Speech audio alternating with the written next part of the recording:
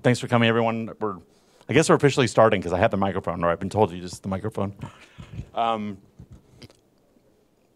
So what we're going to do, there's a question about, can you go into Regulation A+? And I'll explain what that is. It's not part of what I was going to do tonight. There just wasn't enough space. But since there's a request, I'll just kind of change the order a little bit and go into it, because it is an interesting thing. You have, on one hand, you have the default rule, which I think we all know at this point is Section 5, which is unless you have an exempted security or an exempted transaction, you need to register your security with the SEC, do a prospectus, all that other stuff. So it's kind of like 0 or 100, either Section 5 or you don't have to do Section 5. There is sort of a middle road. There's what's called a registration light, or an easy registration, or a not super complex registration. And that's what's called, it used to be called Regulation A, but then it got improved. So now they call it Regulation A+, even though it's still called Regulation A. And the improvement, Regulation A for a long time wasn't really workable. No one did a Regulation A offering, even though it was supposed to be simpler, even though it was supposed to be registration light. But the Jobs Act, that same law that Obama signed in 2012, that the SEC came out with rules within 2013, the same law that made 506C so useful, also changed some things about Regulation A, made it easier, more accessible, and so everyone's like, ooh, it's not just A, it's A+ now, right? So, and that's got written directly into the 33 Act. Now, as we're beginning to talk about it, I want to go to the actual line or the section of the statute that talks about Regulation A. And we'll dive into it because obviously these sections are linked to the full text. But I want to take a moment to just look at the screen and look at the names of the sections without the detail around them, because things can make a lot more sense if you just look at the titles. Right? If you look at Section 1, let's do a little tour of the 33 Act. Section 1, as you recall, was like, if you have it in your mind, it said the purpose of this act is for the full disclosure of the character of securities in interstate commerce and to prevention of fraud in connection therewith, or something like that. Section 2 was all the definitions. And just when you start working with this, you kind of memorize the structure. Section 2A is the definitions. Section 2B is that one interesting part that says that when the SEC is making rules and regulations, it should take into consideration efficiency, capital formation, and I think the other thing was competition or something like that. Right? So stuck in definitions, you have 2A and you got 2B. If you want to memorize it also, the Securities Exchange Act, which we're going to look at tonight, has all the definitions in Section 3. Right? And the definitions in the Securities Exchange Act are 3 times the length of the definitions in the Securities Act. Like, that one's a monster. Okay, swap agreements are some esoteric thing we're not going to go into. Now, they actually, I think, misnamed Section 3 on this website, which is kind of interesting. Section 3 is exempted securities, if you remember, right? And then Section 4 is exempted transactions, right? Section 3, there's 2 parts of it, and I sort of got into it, but I didn't really get into it. Section 3A is all the things that are just inherently exempt. The U.S. government sells a security. It's not going to go to the SEC and ask for permission. One of the gentlemen, hopefully comes back here, pointed out Section 3A11, which is if you sell securities entirely within one state, like only within California, it's just exempt. It's an exempt security. Okay, and there's other ones there. If it's remember the nonprofit one. Okay, and that's an exempt security. It's not that a particular transaction is exempt. It's that the security is exempt. Now, when Congress amends these laws, and it does it all the time, I mean, these things have really changed since 1933. They add new stuff in weird places. So there's another part of Section 3, which is Section 3B, which allows for certain small offering exemptions. If you're offering under $1 million, the SEC doesn't even want to know about it. They're like, the state can deal with that. That's beneath us. Okay? If you're offering under $5 million, That's under section 3B, or was, and then they actually moved it over to 28. So like definitions, there's the A section, which is sort of the main idea, and there's this B section, and you're like, what the heck is that doing there? So 2A is all the definitions. 2B is that one part about the SEC needs to think about efficiency, capital formation, all that other good stuff. Section 3, which should say exempted securities. 3A is all the things you would normally think of as exempted securities. 3B is some things where the securities actually technically aren't any different from any other security. They're stock in companies. They're normal investments. I mean, why are they exempted securities? Maybe those should be exempted transactions. But Congress stuck them in 3B. Did everyone follow that last point? Okay, so let me say it again. There's exempted securities, things that by their very nature aren't appropriate for the government to regulate and require registration because of what they are. Okay, it's not appropriate for the US government, the federal government, to have to go to the SEC and say, we're gonna sell some bonds. Can we please register our bonds with you? That's, because it's the government. Also, there's been policy judgments that when a nonprofit issues securities and none of the money that it receives as a result of that goes to someone's personal benefit. Remember, this is the nonprofit exemption. There's been a policy judgment in the United States and many other places that, okay, yes, that's technically a security, but we're not going to bother with it. Okay, exempted security, if you want to put it into regular English, means yes, it's a security, but it's not worth our time to bother with it, or it's not appropriate to bother with it. It's not appropriate for the SEC to interfere with a legitimate nonprofit security. It's not appropriate for the SEC to interfere with the United States government selling bonds. Okay? There's some other exceptions, like it's not appropriate for the SEC to interfere with what a bankruptcy trustee is doing with the property of a company. So when a company runs out of money in the United States, it goes into bankruptcy, and there's two ways that gets handled. It's similar to other places as well. Either the company just has all its assets sold, and whatever money's left over goes to pay the people that it owes money to, the creditors, or there's something else that can happen. It's called a Chapter 11, which is they wipe out all the debts, they reorganize the company, and they allow it to keep on going. Okay, so there's a liquidation, and then there's a reorganization. There's a huge part of US law that handles bankruptcies, and that's common in every country. There's an exemption we didn't go into, but if a company is subject to bankruptcy, and there's a bankruptcy trustee, and it's under the control of the court, and it issues securities, the SEC says, okay, true, it's not a security, it is a security, but we're not going to interfere with the bankruptcy process. We're going to stay away from it. Okay, so those things are inherently securities, but they're inherently something that the government shouldn't regulate. Now, we didn't get into it, but in section 3B,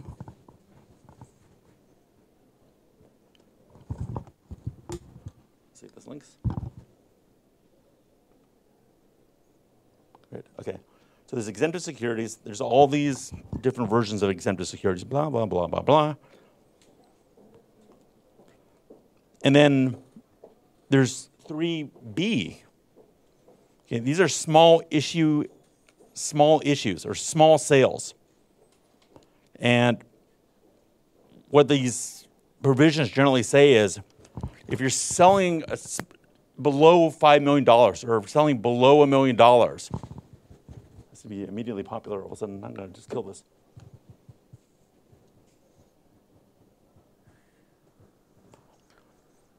For example, the main one here under 3B is, let's see if I can find it.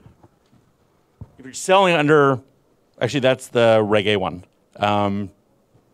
Is this one here? If a sale is underneath 5 million, right?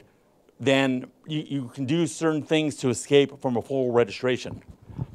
Now, if you think about it, these people are not selling, they're selling company stock. This stuff is normally subject to registration. There's nothing about this stock that makes it an exempt security. The security is the same stock as any other company, except they're selling less of it. Shouldn't this be an exempt transaction as opposed to an exempt security? I mean, this is stock. It's not nonprofit stock. It's not government stock. It's stock. It's just under $5 million worth of stock. So it's kind of a weird location that's in 3B and not in Section 4, which is exempt transactions. And some people look at this and they go, wait a second. If I issue stock under this exemption 3B, then later on, I can do whatever I want with it because the Securities Act doesn't apply to it. It's exempt security. And the SEC has come back and said, no, nice try. We don't know why the Congress stuck it here. It's not really an exempt security, it's an exempt transaction. Right? I know this is a little bit theoretical, but it's just an interesting thing that they put it here. I mean, it's almost like they're trying to imply something. So, okay, now.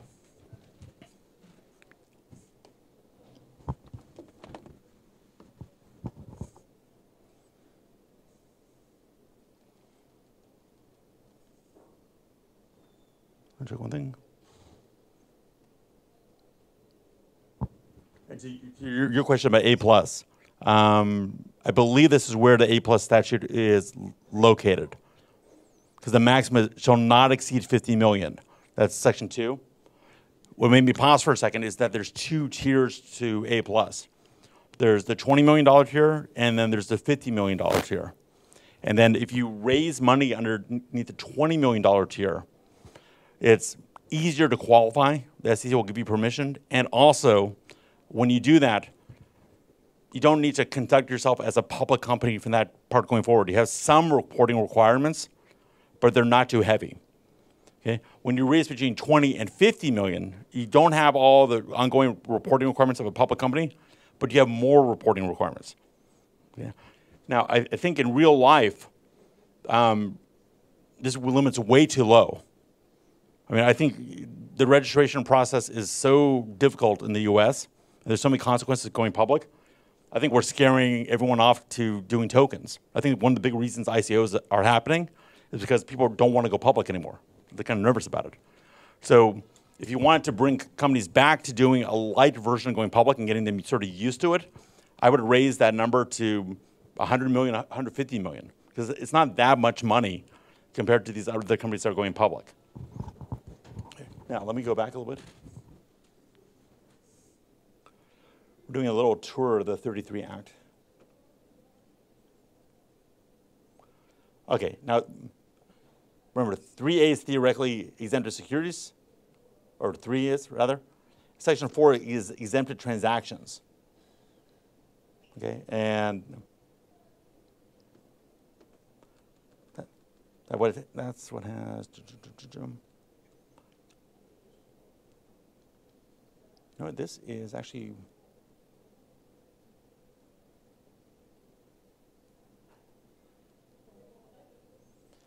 You know what? This website's out of date. I'm going to go away from it. I'm going to go right back to our main event. Okay.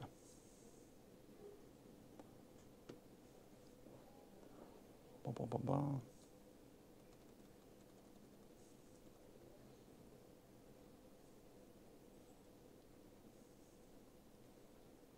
They renumbered some of the provisions in the Jobs Act, and I'm kind of surprised to see that that's out of date.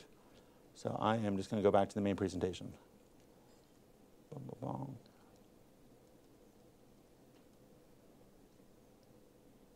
Okay.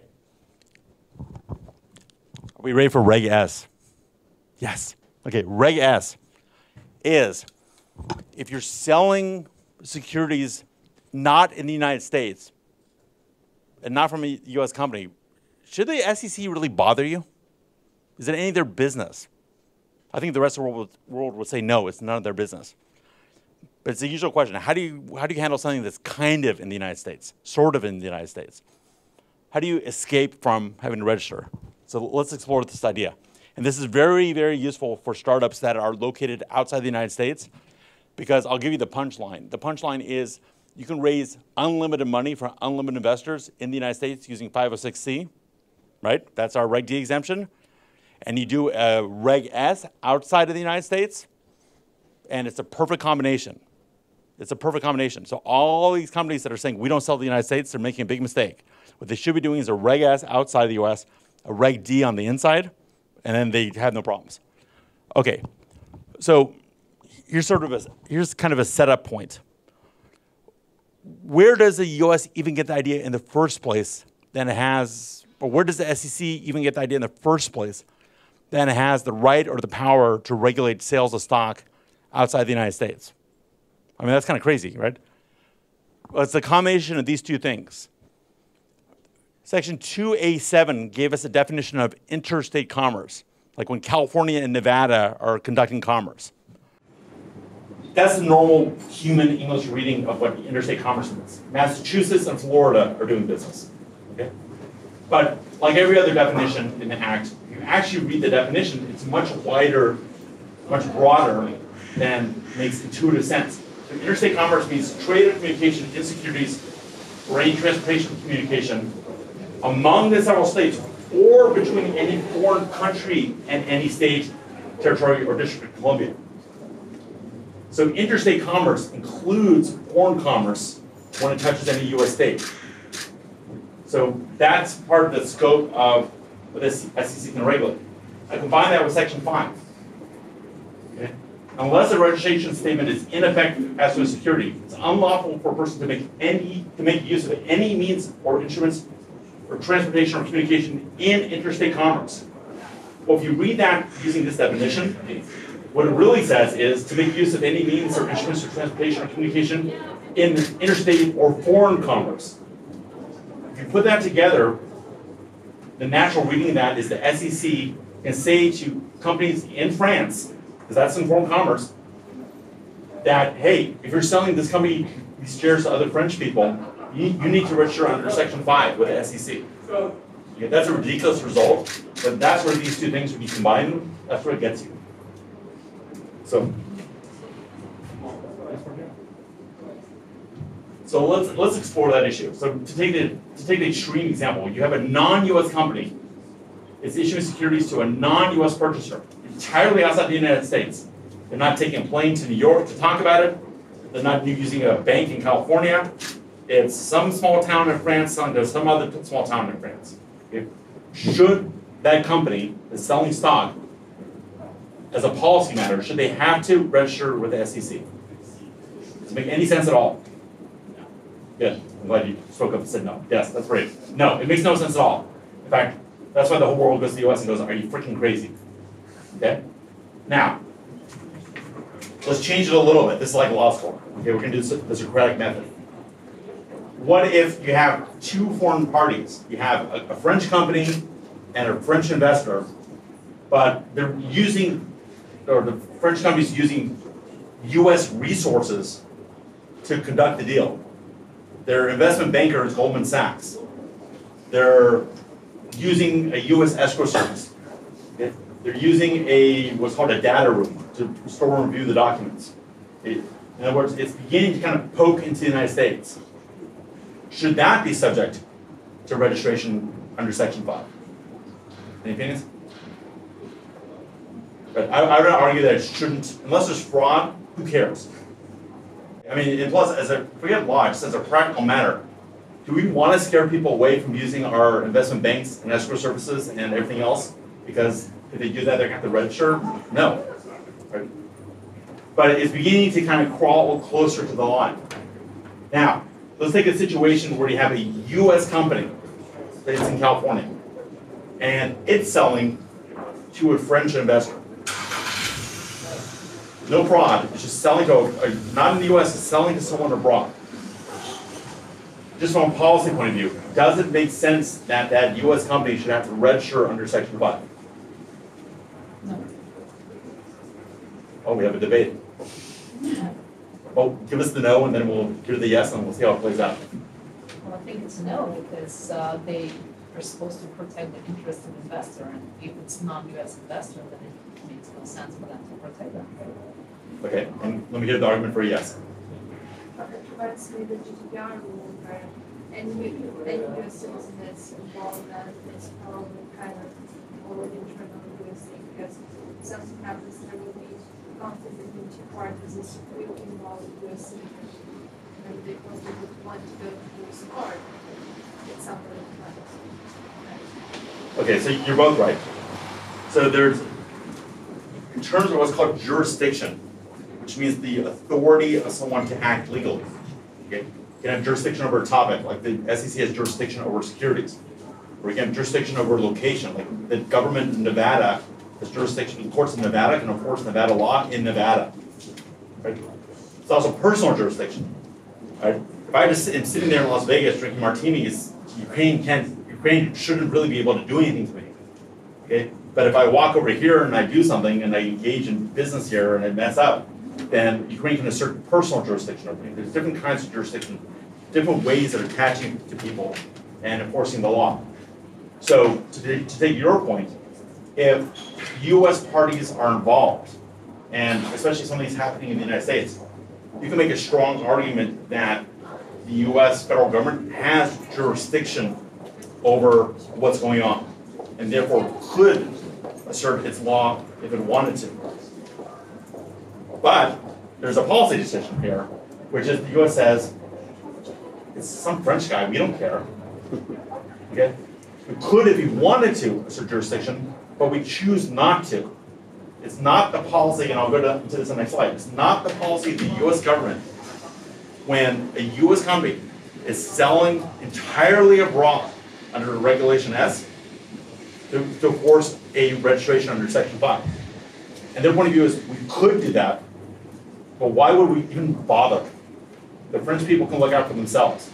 Okay? And dear American, if you're selling your securities into France, you might want to comply with French law, otherwise it's like you can fondue all day in jail. Okay? But the US doesn't fundamentally care. Now there's all kinds of nuance and all these exceptions, but that's the general idea. The US could act, but chooses not to act for that policy. Okay.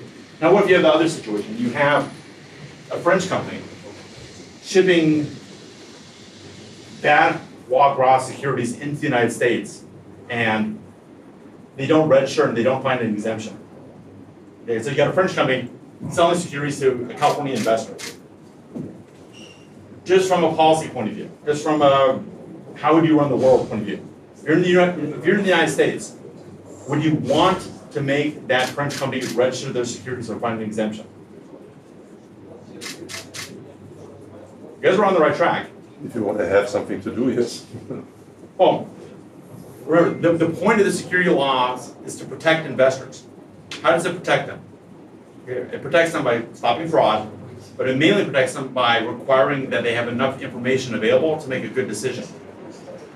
All the exemptions, or at least the exemptions in Section 4, are based on the idea that you're dealing with smart enough people or wealthy enough people that they don't need the federal government to step in and protect them.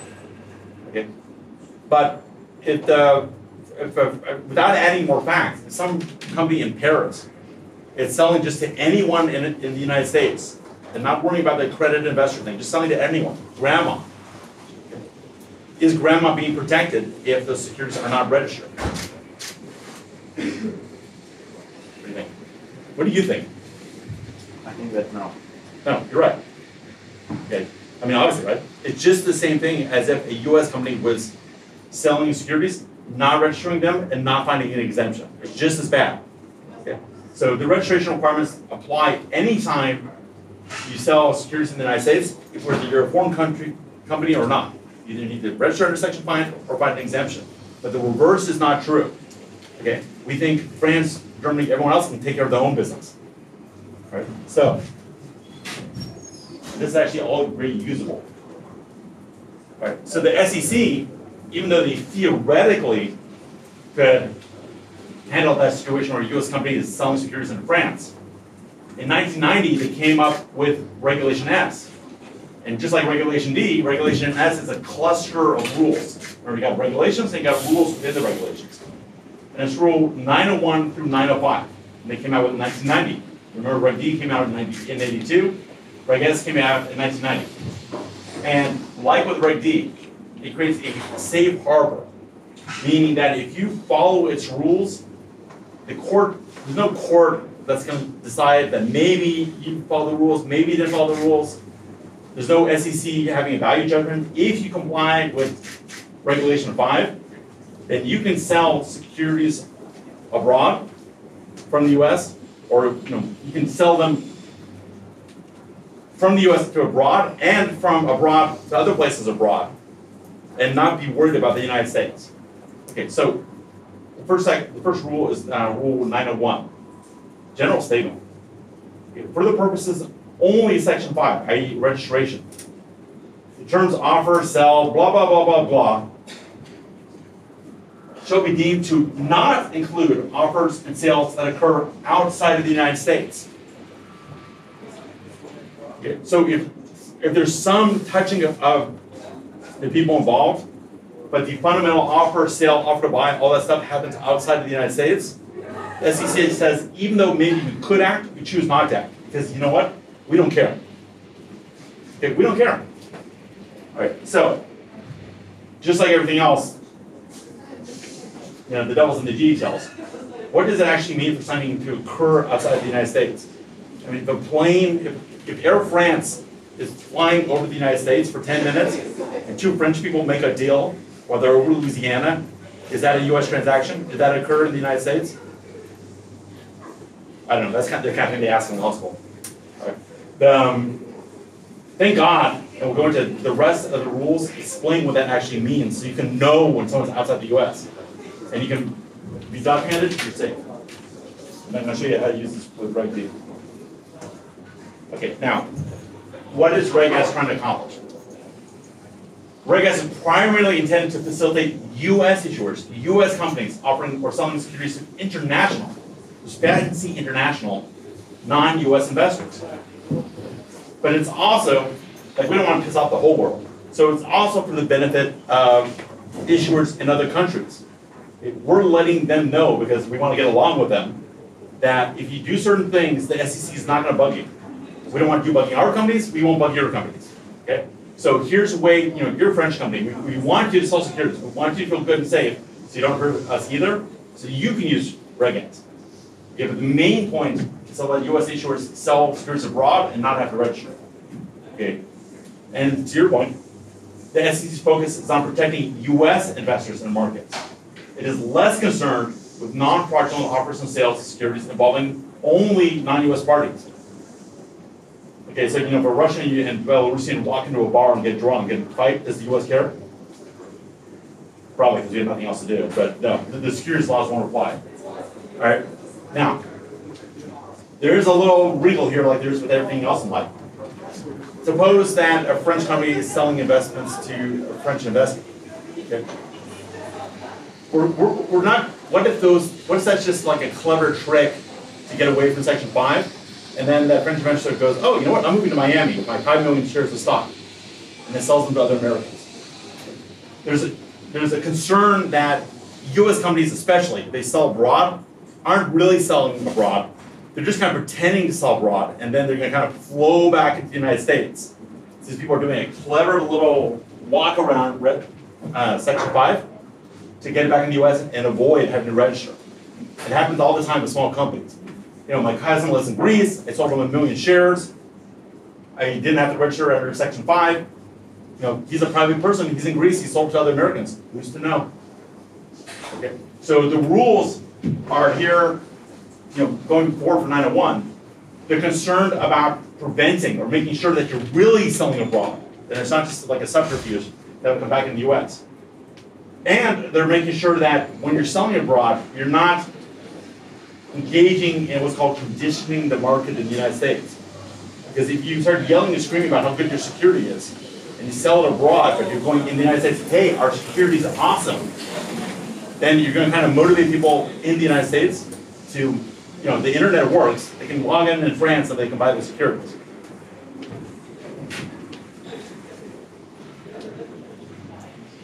Okay. So what makes something fully legit under Reg S so that you don't need to register under Section 5?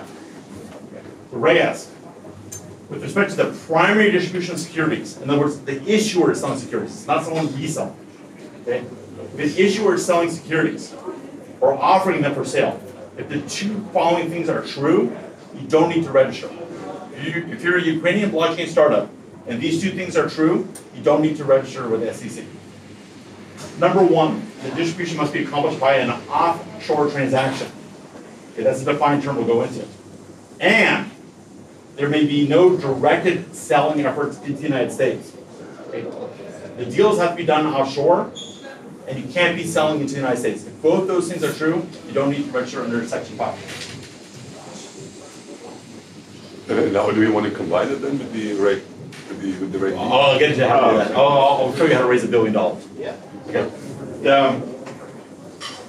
All right, so offshore transaction is a defined term. Okay? So an offer or sale of securities is made in an offshore transaction. This is a really interesting sentence. The offer is not made to a person in the United States. So does that mean that if a US citizen goes to Saudi Arabia and buys stock, I mean, they're not in the United States, right? They didn't say a US person there. They said the person's not in the United States, okay? It's kind of a geographical thing and not a nationality thing. Right? If someone, it gets really tricky. If someone just happens to be abroad, they're studying in Paris that year, okay, and they buy the French company stock, okay, the French company's they're not required to go, oh, mon Dieu, go on, American imperialist, cannot sell it to you, okay? If someone is a buyer outside the United States, physically, geographically, that's one prong of an offshore transaction. Okay. And when the order actually happens, the offer is not made, that's the word, the offer is not made to a person in the United States. In other words, the marketing is external. And, let me kind of correct or modify what I just said. When the buy order is originated, like it actually happens, the buyer is outside the United States, or the seller has a reasonable belief that the buyer is outside. So let me combine these two. The offer, i.e. the marketing, okay, is done outside the United States, and when someone actually buys the stock or the security, they're outside the United States. And so if you're marketing it, here's my other example, if you're marketing in France and some American students studying in France, okay, the offer is made outside. If they're physically outside the United States, when they buy the securities, Reg S is fine. In other words, it's not a don't sell to Americans rule. It's a don't sell into America rule. So if both those things are true, you're golden. Now, it won't apply to 99% of everyone we're ever going to deal with, but if a security being sold is being actively traded in a foreign exchange, okay, it's a designated offshore securities market, and we've listed them that we trust, like the London Stock Exchange or the German DAX or whatever, then for our purposes, that's considered offshore, because those exchanges are they're regulated, we trust them, we know that the companies that are on them need to make enough disclosures, we're not really worried. Okay?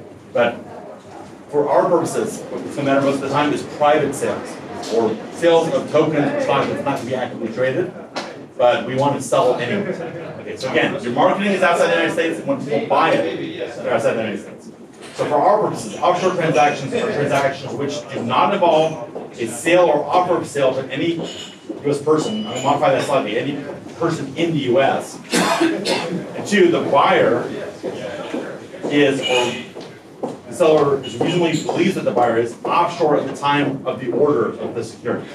Okay, so, and remember this, the second part is you can't make a directed selling effort into the United States. Right? The regs or the rules have all the long explanation of what that means. You can separate those offerings in time. Okay? You can advertise and sell abroad first. Okay? Advertise your heart's content. Okay? Say, I got 1 billion tokens and I'm selling 500 million of them. Okay? To France and everywhere else. Okay? And I'm advertising over here. I sold the 500 million. I'm done. Okay? Wait 10 minutes. Okay, now I'm going to start Series 2. Okay. Series 2 is only available to accredited U.S. investors. We refuse to sell them to anyone outside the United States. And here's our advertising for this. There's some concern that the SEC would integrate, that's the term, integrate those two offerings. But you can make them legitimately different. Okay? The more time you put in between those two offerings, the more they're different. You can have two classes of stock. You can have one that pays a certain rate of dividend, sell that abroad. Sell one that pays a different rate of dividend, sell that one here. Okay. You can have one that has a token swap for 1.1, and another one has a token swap for 2. Okay. Then you're really not selling the same securities, because all that advertising you're doing abroad is not for the securities that you're selling in the U.S. and vice versa. Okay. So it really is two separate offerings. Okay. That's how I would manage and take advantage of the fact that 506C lets you do a general solicitation. So one class of securities in the U.S., you separate it in time and do a different class of securities abroad. And when you're advertising, when you're doing your solicitation, you're selling two different things. Abroad, I'm selling Pepsi. In the United States, I'm selling Coke. And SEC goes, Pepsi and Coke are the same thing. And you're like, no, take the Pepsi challenge. Okay? This will be quite hard out of the marketing perspective. I mean, I understood your point. It's fair enough, but well, think about what you're selling. When you're doing Reg D, so here's sort of the natural order of things. When you are a new blockchain startup, any startup, you don't really need to raise money from everyone and their mother. You really just need a small number of wealthy investors putting in some serious money. 100,000, 200,000, 500,000, whatever. Okay, that's what you need to get going. Then, once you're up and rolling, that's when you want everyone else to have your tokens or have your stock. That's when you want to do your IPO or your ICO or whatever it is. Right? So there's a natural order to the way you would do this, which is you would do your Reg, I think, you would do your Reg D in the United States, get your seed capital, raise your 10 million, your 50 million, your 20 million, build your platform, get it reasonably functional. Okay? Then you can do your Reg S abroad. Okay? That's a very logical business-like reason for separating those two offerings. And the SEC is going to be hard-pressed because it's a real legitimate thing to do, to kind of recharacterize it or try to integrate those two things. Did everyone follow that? I just mean I'm suggesting that Reg D first. In the US, general solicitation, it's legal, it's fine, leave it alone. Raise your money, start building your platform, wait a couple months, wait a few months, then do your Reg S abroad. Okay? And at that point, you're selling something new and different, and it's a different audience. Go ahead. How about doing an S, a D, and another S? Another S? Yeah. I mean, there's no cap on either 506C. There's no cap on 506 under Reg D, and there's no cap on Reg S. Right? So there's no reason why you can't do a million Reg S's. But it begins to look funny. But just two. You start with the S, then you do the D, and then you come back to another S, but is it the same S of the first one? It's going to depend. Okay, so the usual thing here is facts and circumstances. The SEC, the courts are going to look at what's really going on, what's the economic effect, what's the legal effect. They're not, and they're real clear about this. They're not going to provide a right line rule about some things, because they know that every rule they come up with, some bright Ukrainian hacker is going to break that rule. Right, so it's more like a principles-based system. Now, if you have a good, valid business reason for doing an S, a D, and an S that you can articulate, and it makes sense, right? And you're really walking the walk. You're not just kind of winking. Then I can see you doing it. Why not? You get the benefit of, well, look here. Let me flesh out that prior example. So I haven't done this complete sequence, but just thinking out loud, here's how I would do it. Remember SAFs. You have simple agreement for future tokens. You're issuing these paper documents, taking people's money, and then when you build the platform, okay, you're going to convert those SAFs, which are securities, into non-securities. Okay. You can have sort of a version of a SAF that, say, is for, they give you paper now, you give them paper now, but when it's done, you give them security tokens. Suppose there's that. So one way you could do this that, to me, makes sense, is in the United States, you do a Reg D SAF offering, and abroad, you do a Reg S token offering. Okay, those are clearly different things. Okay, and the SEC would be extremely hard-pressed to say that that's all one big offering, and you're really, when you're selling tokens abroad, and you're selling the SAFs here, you're really saying the same thing. You're clearly not. Okay? Look, yes, you could theoretically do SDS, but the question is why? To get the benefit of the prior marketing outside of the States to the accredited. Okay, but I see that's exactly what you don't want to do. Okay, but you use time. You break it up with time. Okay, but the SEC will if it's actually working, the SEC will say, wow, you directed selling efforts in the United States. There's nothing here that says directed selling efforts is okay if it's only to accredited. Okay? Because if the accredited's heard it and he hadn't approached them yet, then you were certainly directing selling efforts into the United States. I thought you said that you tried it by the time. I'm saying to combine that with selling something that's fundamentally different. Yeah, different and a time. And a time delta. Yeah, there's not a broad line rule. I'm adding factors in that makes it extremely difficult for the SEC and the court to argue that this is all the same thing. Okay, because if I offer one bunch of securities in 1980, and offer the next bunch of securities in the year 2020, it's really hard to argue it's the same offer. Yeah, that's an extreme example, right? If I'm offering tokenized gold and dividends here, and I'm selling, I don't know, I'll just make something up, like, wheat futures over here, it's hard to argue it's the same thing. Right? But to use your example, I don't want my Reg S marketing to go into the US at all. Okay, I want a US person to go to that, I want them to be clever, to have a VPN outside the United States, go to the website, and the website go, nice try, you spot your VPN, stay out. Okay?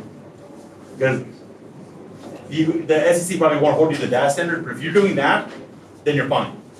Because you're better than everyone else out there. So if you do that, but then you have the history of the marketing, that the people in the US can, see it. Oh, why are you suddenly going to let their IPs in? Do you have a new marketing campaign for your Reg D? Yes, okay. But it And you're selling something different. Your marketing for the Reg S was for security dividends, under my example. Your marketing for your Reg D would be for the SAPs. Because I was selling oranges that day and now I'm selling apples. In fact, I was selling oranges before, it doesn't have anything to do with it. So I'm just adding the general thing, but you can have the specific prior to that. So you're really. I wasn't going from like a bigger set to a smaller set. I'm saying that if you're selling two fundamentally different things to two different investing audiences, that's a good way to keep these offerings separate. Yeah. Okay. So, all right. Speaking of which, here's a smart move. All right. It is legitimate to simultaneously use Reg D and Reg S, though I suggest you separate them in time. And both non-US and US issuers can benefit from this. Okay? There's nothing stopping someone who's not US from using Reg D, and there's not stopping someone who's US from using Reg S and vice versa. It all helps. These exemptions are not mutually exclusive. You don't have to choose D or S. Okay? You can choose D and S. Right? It tastes better together. And here's my point. If you're utilizing Rule 506B, remember, you want to be dead sure that there's no US advertising, because that's part of Rule 506B. And it's also part of Rule 506, Rule F, Reg S. Using Rule 506B, don't advertise, period, in the US. To accredited, not accredited, whatever. Right? If you're utilizing Rule 506C, make dead sure that every investor is verified as accredited.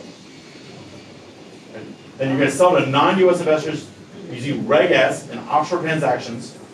Okay? And I want to be real clear about this. When you're selling to non-US parties, they do not need to be accredited. You don't care. You maybe care if French law says something about them being accredited, but from a US perspective, you don't care. You can sell to anyone. You can sell to a homeless guy on the street. Okay? The whole accredited thing is to protect US investors. When the US company is selling securities abroad, don't worry about the accredited. Right? You always want to control US communications and limit or deny resales to US people. That's that sort of flow back thing. You want to have when people agree to buy these tokens or securities abroad, you want them to sign something saying, we agree to not resell this to any American party for a year. Right? Good. Now, like I mentioned, controlling information is difficult, but the SEC itself has instructions on the website about how to handle that. Okay, now there are some wrinkles here. We're not going to dive into them like crazy, but just be aware. When you sell securities underneath either a 506 or a Reg S, they're going to be restricted potentially in one of two different ways. They can be restricted in terms of how quickly you can resell them if they're under a Reg D or 506, or they can be restricted in that you need to put legends on them or you need to control their sale so that what you sell abroad can't be sold back into the United States. Right? And this part's a little bit tricky. The time that you need to restrict them, or the time you need to make it so they can't resell, or time that they don't sell back in the US, depends on who's doing the issuing. Okay? If it's a US company that's not a reporting company to the SEC, and it's doing a Reg S, okay, and selling equity securities, that to the SEC looks shady. Because that company, that's a US company that's selling abroad, maybe what they're trying to do is sell abroad just so we'll get back in the US. Because they want to get around Section 5. If you're a publicly traded company in France that does not have a big presence in the US, okay, and you're doing your Reg S abroad, the SEC has a completely other point of view. They're like, if you sell abroad to anyone, if you market abroad and sell abroad, we don't care. And it makes sense. And then there's kind of in the middle, which is when you have a non-US issuer, but they're not listed on an exchange. They're not public, they're private. And they're doing a Reg S and avoiding the United States. The US is going to look at that and go, well, do us a favor, be kind and careful. We want to make sure that this doesn't slop over to the US. If you're a little sloppy with your marketing, if you're a little sloppy about who you sell to, then the SEC is going to get pissed. So that's different extremes. US, they're really tough. Publicly traded foreign companies, they're very not tough. And then there's in the middle. Also, equity and debt is treated differently. Remember we talked about the difference between equity and debt. It's very hard to evaluate equity. It's hard to know whether this company's going to be successful, whether the business model makes sense, whether the stock will go up or down in value. Right? It's a hard thing to do. And so the regulators are more sensitive to the need for full disclosure and protecting people with equity. With debt, it's as long as the person pays you back, it's pretty much math. You lend them $100, they pay you back 6%. They have to pay you back $100 in a year. Okay, fine. I mean, really your only concern is whether they have enough money to pay you back.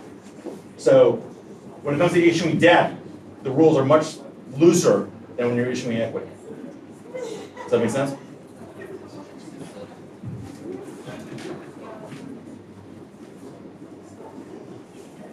Okay, moving right on. Who wants to open up a crypto exchange? I want to open up a crypto exchange. There's a lot of money in this. Why would you not want to open up a crypto exchange? Really? Okay. All these people in Malta are opening up crypto exchanges. Okay, so keep in mind that the Securities Act, the 33 Act, regulates the first sale by an issuer to the first purchaser. That's great. But if I sell stock to you, and I'm an issuer, okay, and you go around and resell the stock next, or it ends up in an exchange, the 33 Act has nothing to say about that. Okay? The 33 Act just cares about issuer transactions. Every single thing that happens later, okay, falls underneath the Securities Exchange Act of 1934. Okay? And this thing is one fat mama. Okay, I looked at my PDF of it earlier today. It's 396 pages. Oh my God. Okay, it is like, we'll make your. You think this is detail oriented? Like my eyes started bleeding. Right? I was like, how big is this thing? Because I hadn't actually gone through the whole thing. Right? So everything that happens after that first sale is covered by the Securities Exchange Act.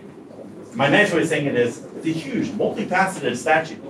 Okay, it regulates security exchanges, public reporting companies which are listed on those exchanges, financial professionals like brokers and dealers and investment advisors.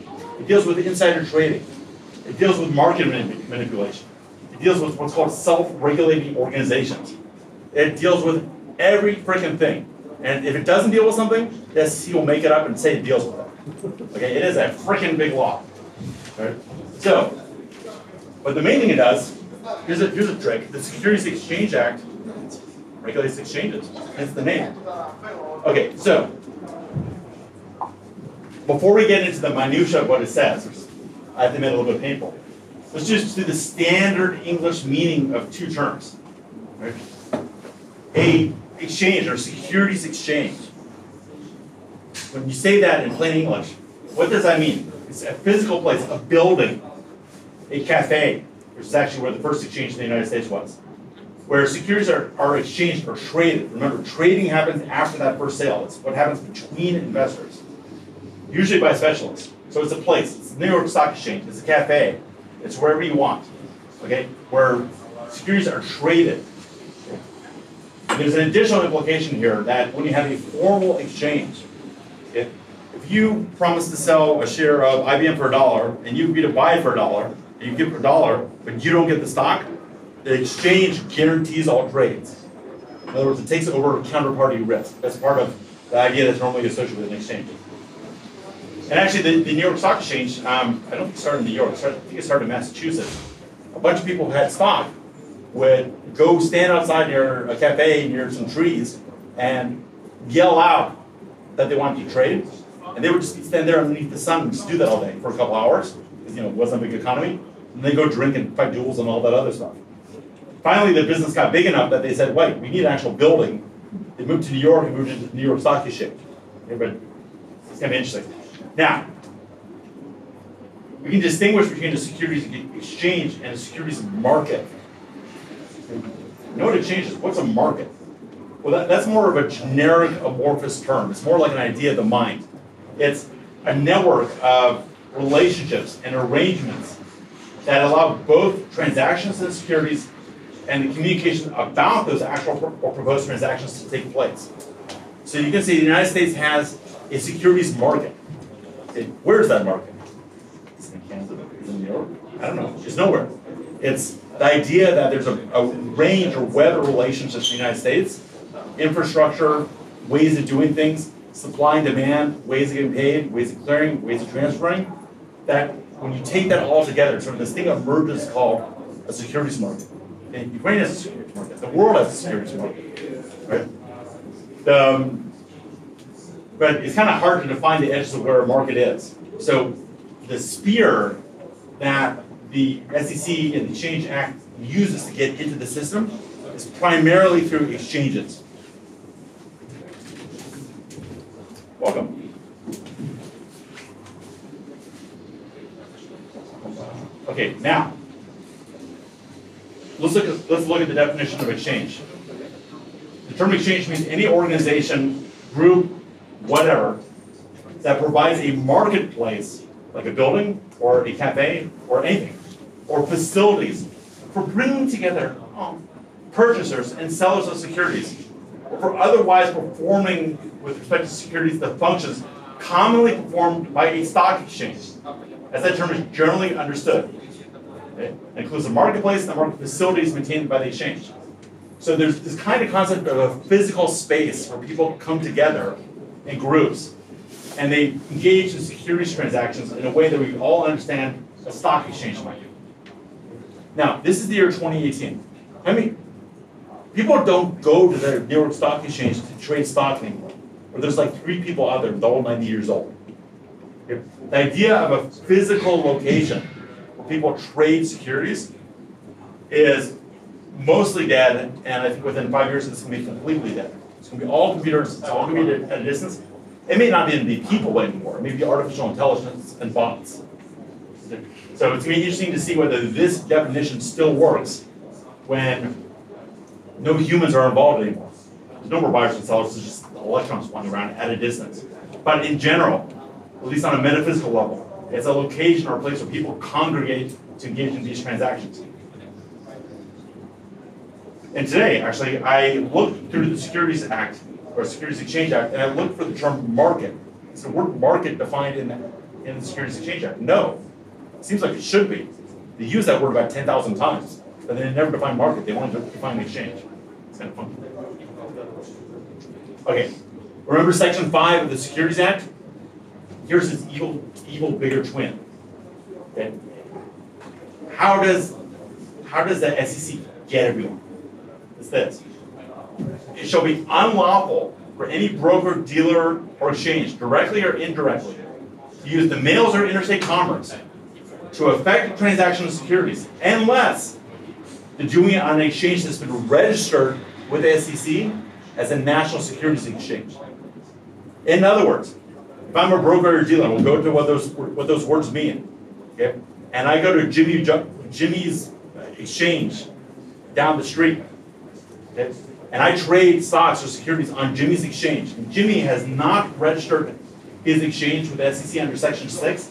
I'm breaking the law. Okay? brokers and dealers in the United States may not, they're banned, they may not trade securities on exchanges that have not been registered with the SEC. That's how they get you. Okay, because all the publicly traded stock can only be traded on registered exchanges. All the broker dealers, they can only work on registered exchanges. Okay. Now, so I'll read the bottom here. Basically, brokers, dealers, and exchanges cannot use an exchange to affect any transaction unless, number one, the exchange is registered as a national securities exchange under section 6, or just like in the Securities Act, there's an exemption. The exchange is exempted from registration. Wait a second, so you can actually set up exchanges that, just like you remember section 3 is exempted securities and section 4 is exempted transactions, you can have exempted exchanges in the United States where you don't need to register under section 6. That sounds crypto friendly. Okay. Here's 6. Right. An exchange can make an application to be registered. It has to fill out all the forms that the SEC provides. It has to comply with section 19, which is all these public hearings. This is just the beginning of this section. There's 20 things in here that get augmented by SEC rules. So by the time you're done spending $10 million and filled out 10,000 pieces of paper, you have your SEC application to be an exchange, and 5 years later, they may make you be a registered exchange. In the history of the United States, I think, or in recent history, I think there's been 5 or 6 companies that have successfully registered as an exchange. It is low. There's one called Archipelago. There's one ISE, International Stock Exchange. There's a few. Okay? But it is tough to register as an exchange in the United States. A huge issue with crypto right now, that I think y'all can relate to, is suppose you do that Reg D offering. Okay? Suppose you get your securities tokens out there. People buy them. That's great. Suppose the holding period under 144 goes, the restricted stock period goes away, and 144 would allow them to sell these tokens. Where do they put these tokens? We're in a world where people have to deal with each other directly or on exchanges outside the United States, because the United States doesn't have any active exchanges that trade security tokens. So unless you have, things stand now, unless you have exchanges that are registered and allowed, all this token money is hard to get to. It's hard to liquidate. And what do? I think part of the reason why Ethereum is in the toilet is that people invested in these ICOs. Even if these ICOs projects are developing nicely, we're kind of ending the restriction period on some of these lockups. We're beginning to get out of that period. People have got their tokens, they got their Ethereum, and they're like, what now? I can't sell this stuff in bulk. So people are sort of beginning to dump it. Right? They can't liquidate. They can't quickly move around investments because it's not in exchange right now. So we got to solve this. We're behind crypto and blockchain. This needs to get handled. To be honest, I haven't heard anything dramatically new in the last, I don't know, 1 month or something about security exchange. Right, because they're not happening. Yeah. Right, you know, Malta's passing along.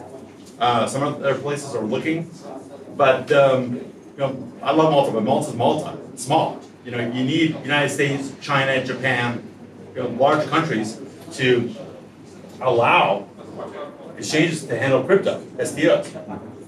It needs to happen. Or we need to do, this is where we get reported, it's going to get interesting because it's going to be played in court in a couple of years. Okay?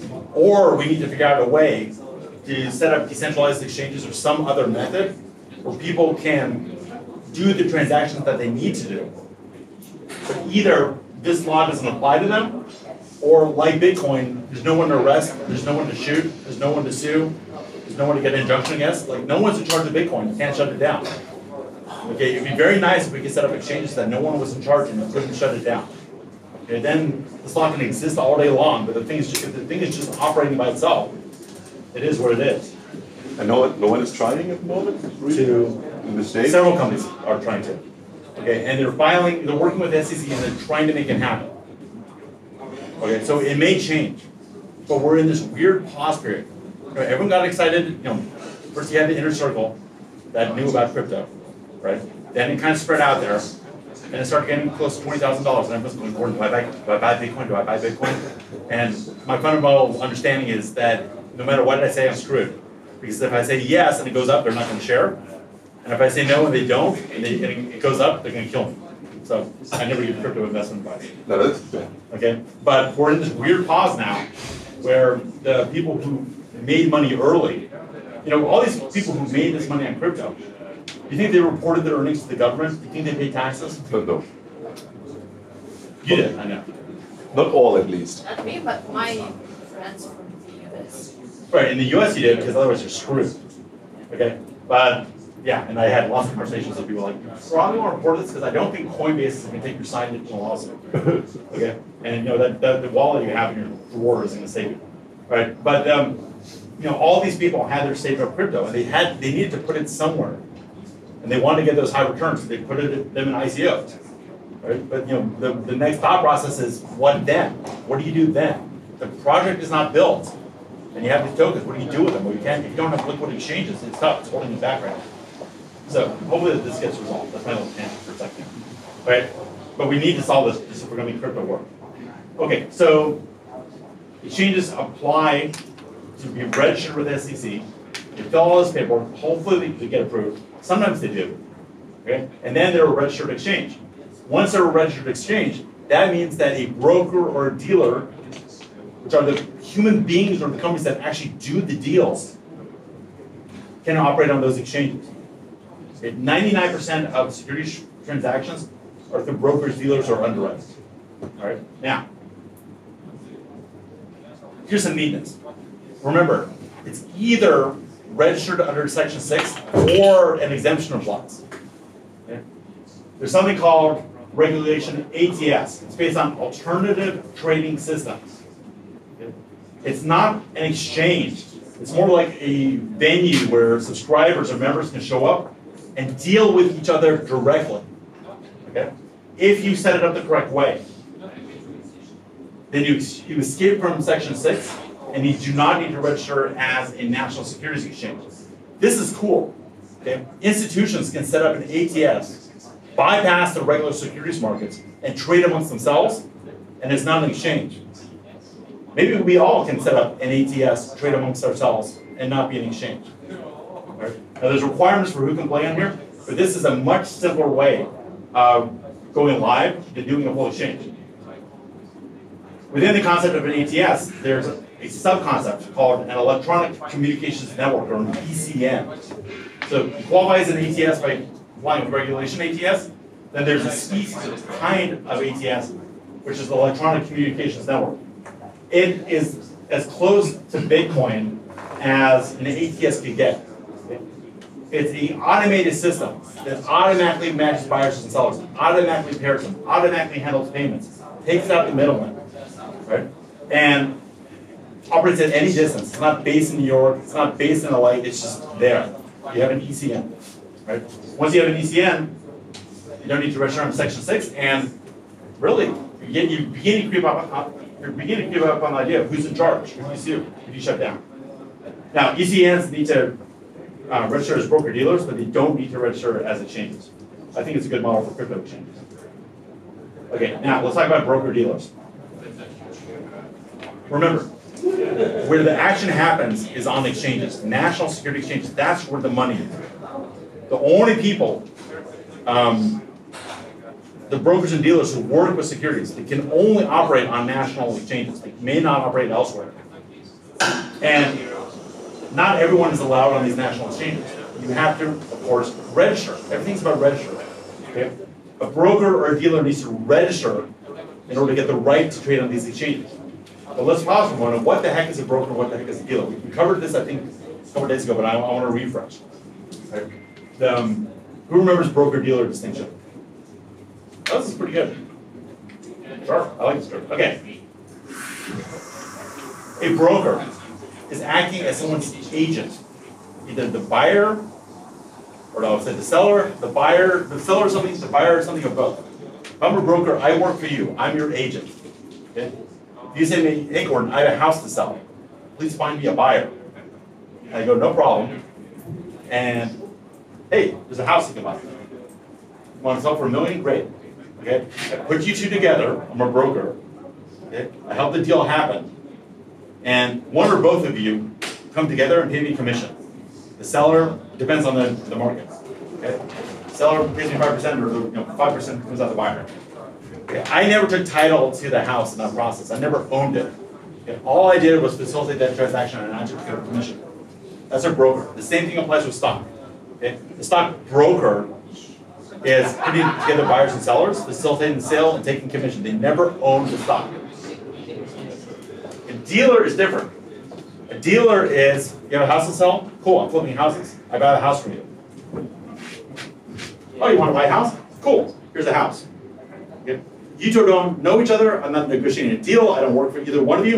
In fact, when I buy the house from you, I may not even know you. And she may not even know you. There's no buyer matching with the seller. Okay? That's a dealer. The one who buys something and then resells it for higher. Like car dealer. See it? Like a car dealer, right?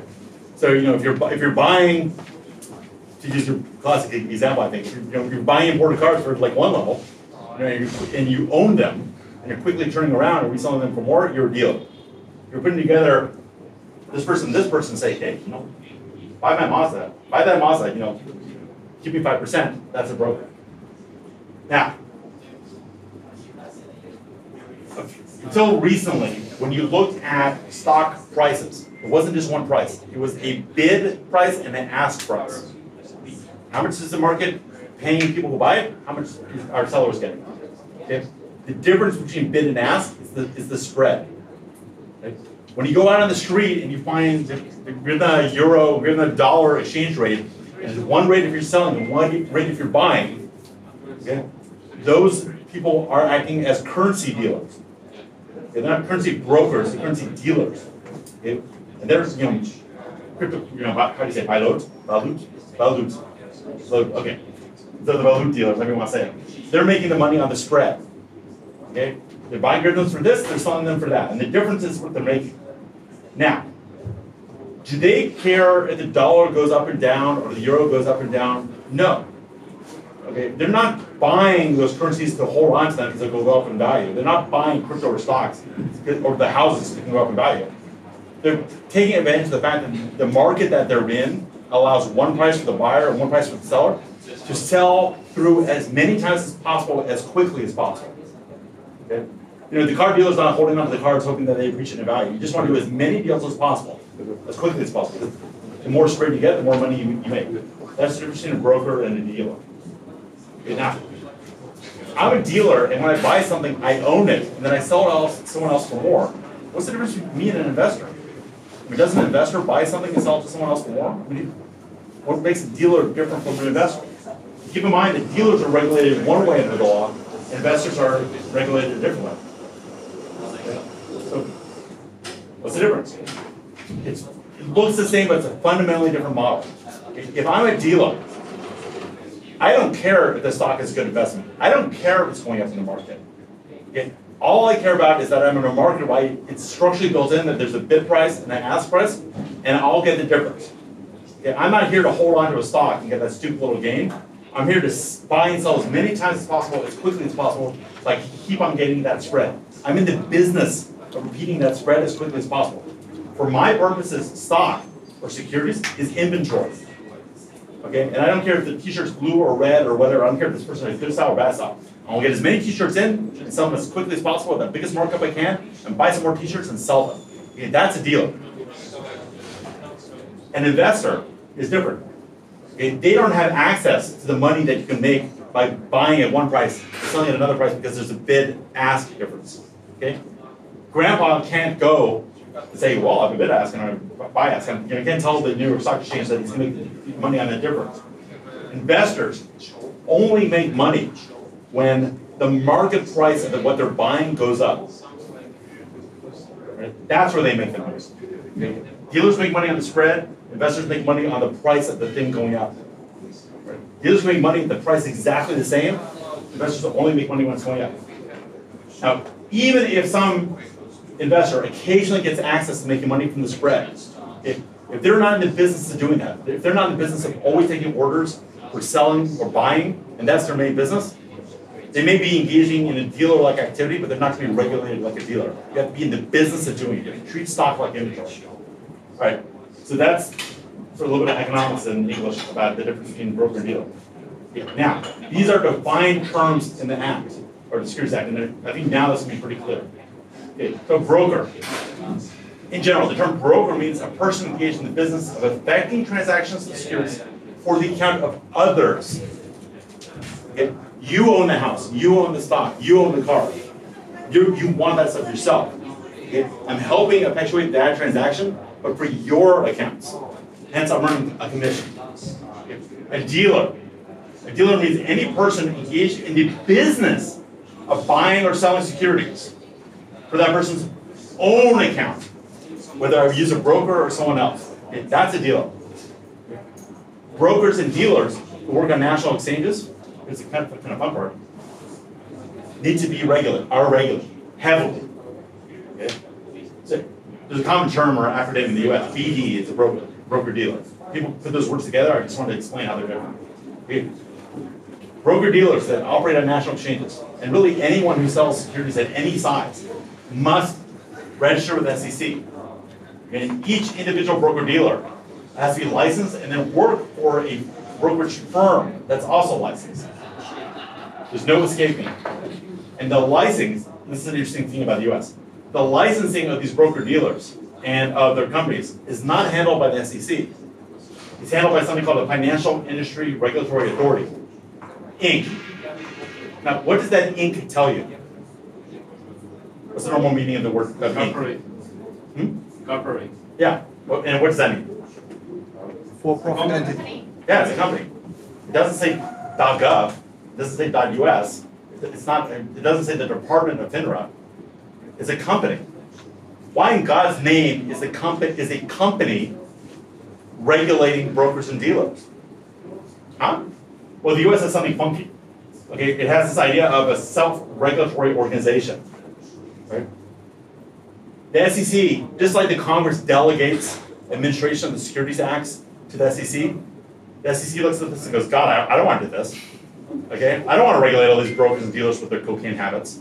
Okay, and their embezzlement and all that other stuff. Ugh. You know, this guy can give me another sob story, or you know, this lady suing this guy for like $10. Ugh. They're like, yeah. Okay, they're like, you good, Mikey? It tastes good. Okay, well, Mikey here is a self-regulatory organization that it's called FINRA. Everyone calls it FINRA.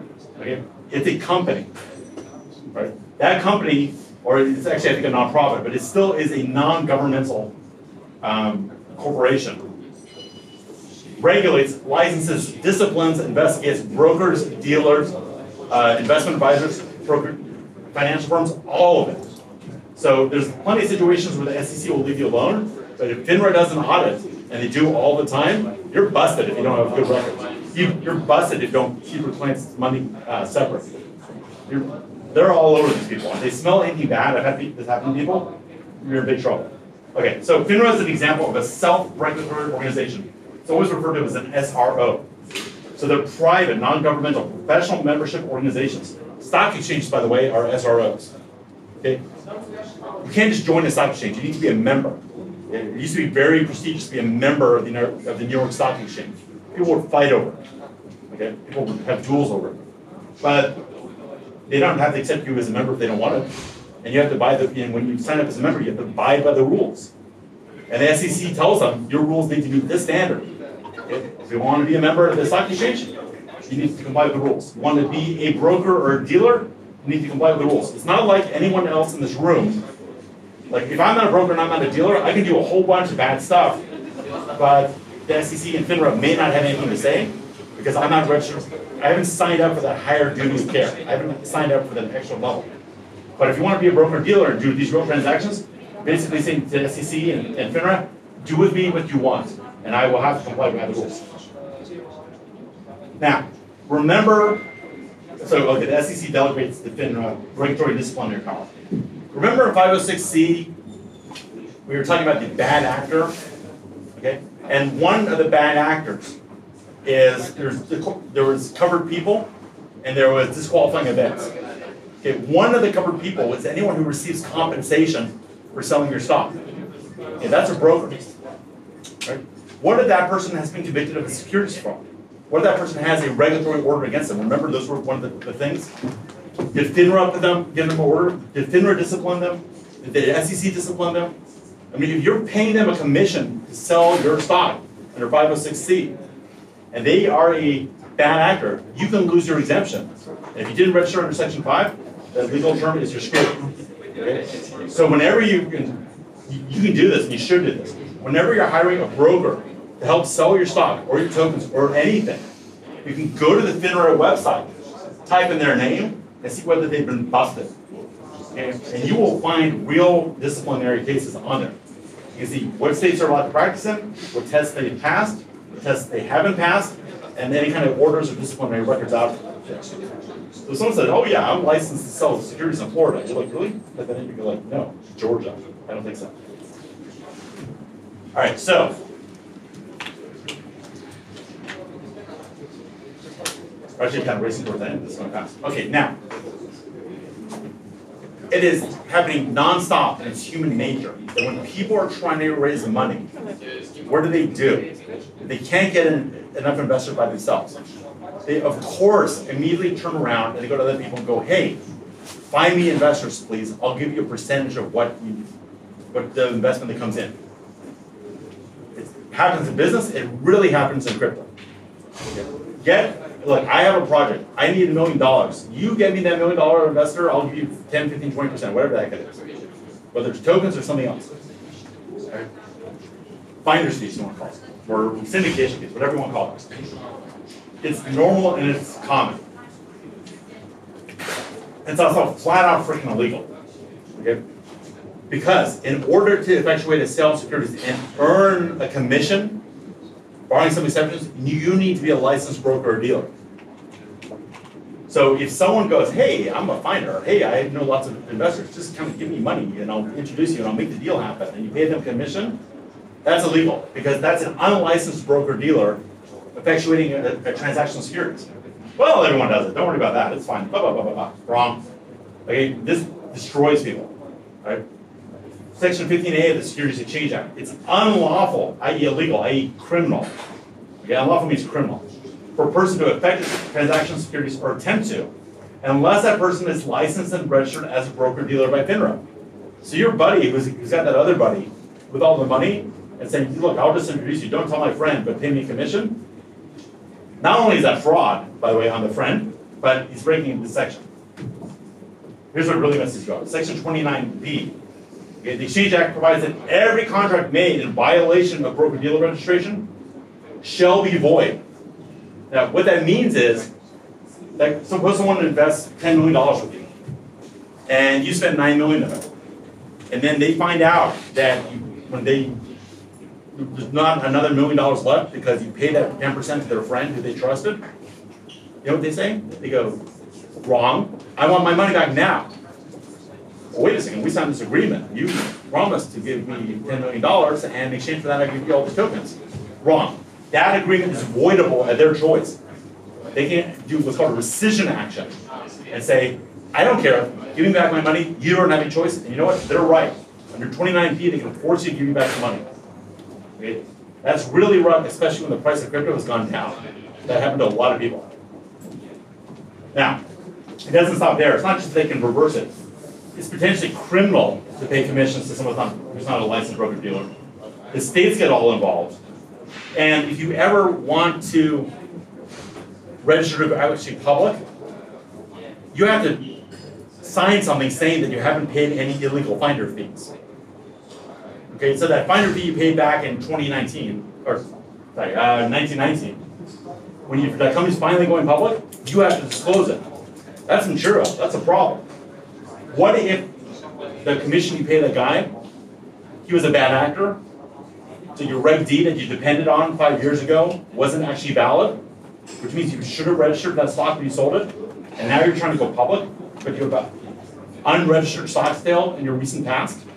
But that's one of those little things that so small until it just explodes in everyone's freaking face. Right? And all it takes is some pissed off employees or pissed off spouse, and there you go, fun times. Right? So there's ways to handle this, or just be sensitive at what's going on now. All it takes is people getting pissed for this stuff to come out, and all kinds of stuff can happen. Now, is it always the case that if someone's being paid for finding an investor, that's them acting as a legal broker-dealer or unregistered broker-dealer? No. Okay, suppose you have $1 million. Suppose you need $1 million. And I'd like you to. And I go, hey, you know what? Talk to you. And I go have coffee. And then you go, hey Gordon, that was cool. Here's 50,000. I'm like, cool, that's a lot of coffee. Right? I didn't really act like a broker-dealer if I just did that once, if I'm just introducing you, I'm not negotiating the deal, I'm not, hey, you should really do it, you should really do it, it's a good investment, trust me, I'm not going to commission, right? I'm just really sort of a finder in that circumstance. It's a one-time thing, I didn't plan it, I'm not basing my life around finding investors for blockchain projects. Right? That by itself is such a de minimis or minor one-time exception that you're probably okay. Now here's something that you see in every advisor agreement. Okay? Because some of the lawyers kind of half-ass it. I'm the advisor. You're paying me $1 million. I know lots of investors. You're not paying me because they will invest in your company. You're paying me for introductions and public relations. Okay. Oh, that's cool. Because that's not transaction-based compensation. That's a flat fee that's unrelated to success. Well, is it? I mean, what's really going on? Okay. If they're really just doing the introductions, and you yourself do a good job selling, and these people invest, well, you know what? It's true. They really did just do a really good introduction. The person who invested, and that's great. Awesome. Okay. What if they do the introduction and they're sitting at the table, writing out the agreement, negotiating the terms, saying, "Hey, you remember those photos I got of you? You better invest." Okay. They're not just a finder; they're being active. Okay. That's when they're crossing the line into being broker dealer. So, casual introductions, without marketing, without forcing, one-time thing, you're okay, right? And so what I'm saying here. So all these security token issuers are paying commissions to unlicensed broker dealers in exchange for them closing deals with investors are making a big mistake. These things are going to blow up. But not every action converts an innocent, are they really innocent, finder into an unlicensed broker dealer. The courts and SEC look at several factors. There's 20 of them, but these are the main three. Okay.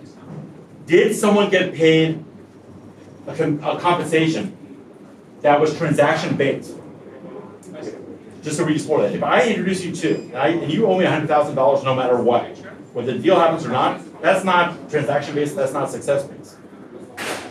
If you and I have a deal where every dollar I help you raise, I get 10%, that's pretty freaking transaction-based. That's a commission.